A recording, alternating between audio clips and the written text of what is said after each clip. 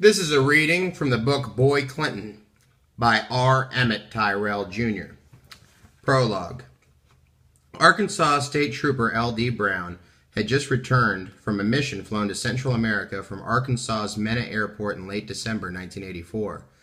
The flight was commanded by pilot Barry Seal, an operative with the Drug Enforcement Administration, and a contract employee with the Central Intelligence Agency. Seal was also a legendary drug smuggler, known for having flown hundreds of drug smuggling flights between 1977 and 1983 at low altitude and in complete darkness. Now, supposedly, he had gone straight. After parachuting arms into the jungle, Seal landed at a sleepy Central American airport.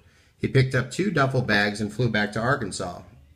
Brown, seated behind him throughout the flight, was moonlighting as a CIA contract employee.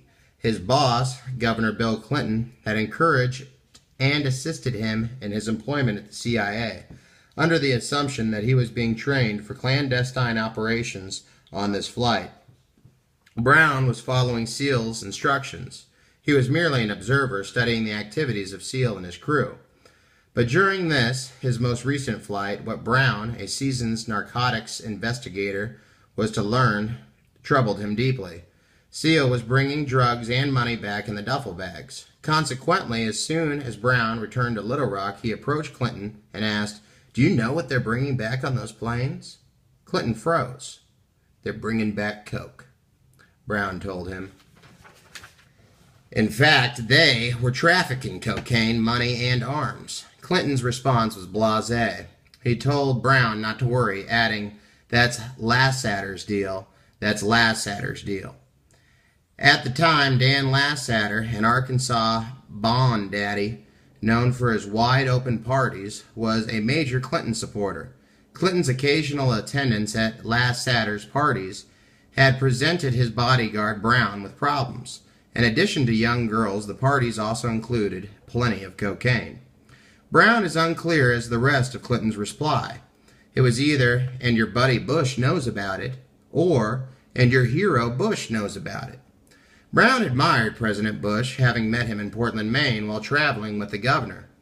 After that meeting, the 2 Arkansans visited with the president at his Kennebunkport compound.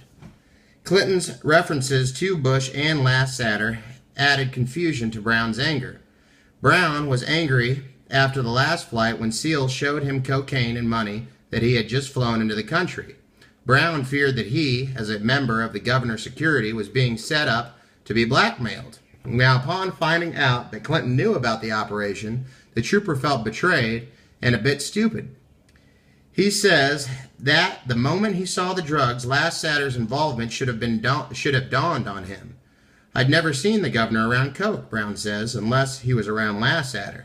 At Lassater's parties, Brown would hustle the governor away when the drugs came out. Though he had seen Clinton stoned, he had never actually seen him using drugs. Others have, namely 2 of Clinton's lovers, Sally Perdue and Jennifer Flowers.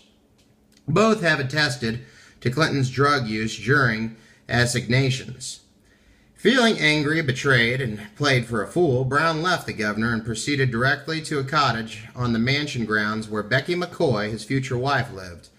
Listed on the mansion's payroll as a courier, she was actually Chelsea's nanny.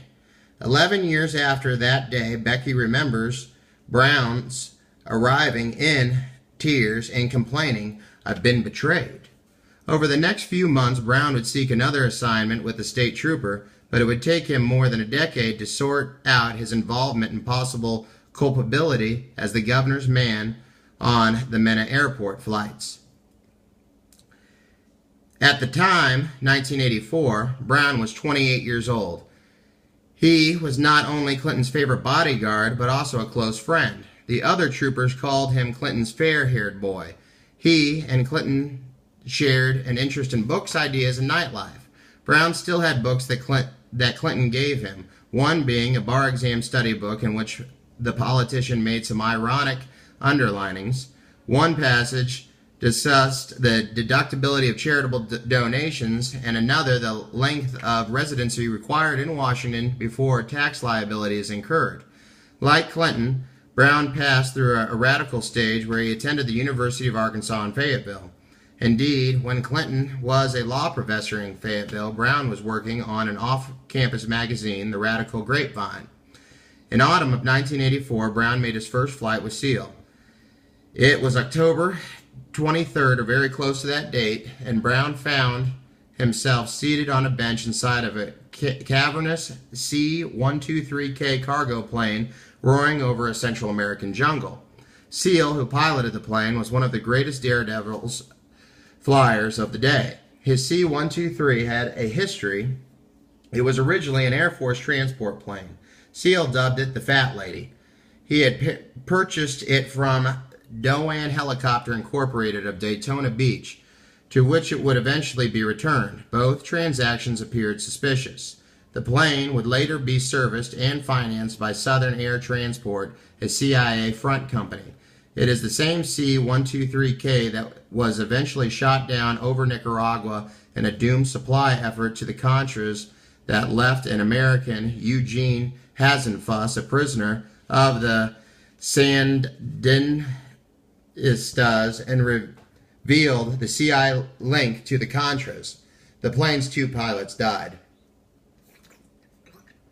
One morning of that first particular flight, Seal had told Brown to drive to Mena Intermountain Regional Airport in a remote area near the Oklahoma border.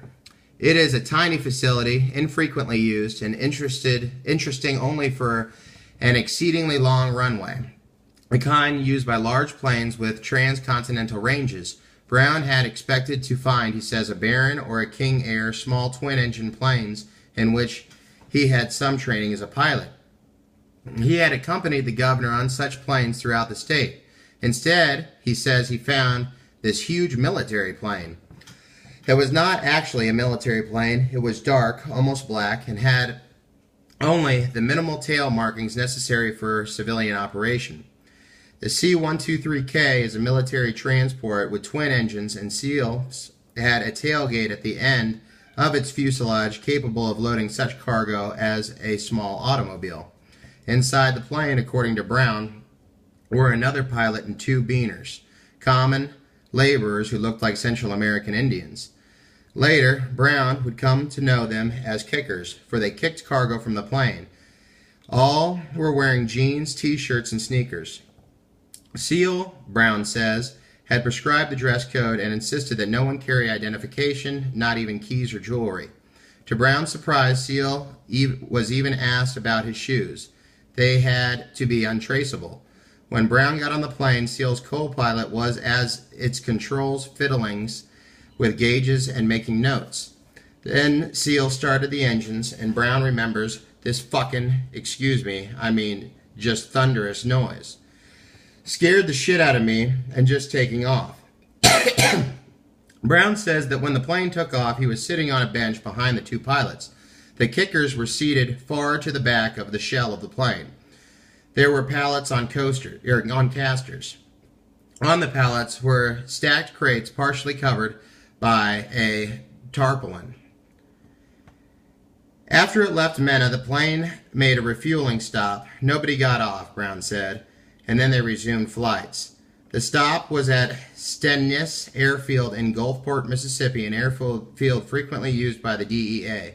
Once back in the air, Brown recalls, Seal startled him by yelling, "Well, y'all hang on." The plane dropped to what Brown calls an altitude a hell of a lot lower than what you'd think you'd fly. He suspected Seal was trying to evade radar. Soon, he says, they regained altitude, but then they descended again, and that's where these 2 crazy bastards get these pallets and roll them on casters. Parachutes opened from the cargo on the pallets. Later, Seal confirmed Brown's suspicions. The pallets carried M16s for the Contras. It was unclear whether they got to the Contras. Seal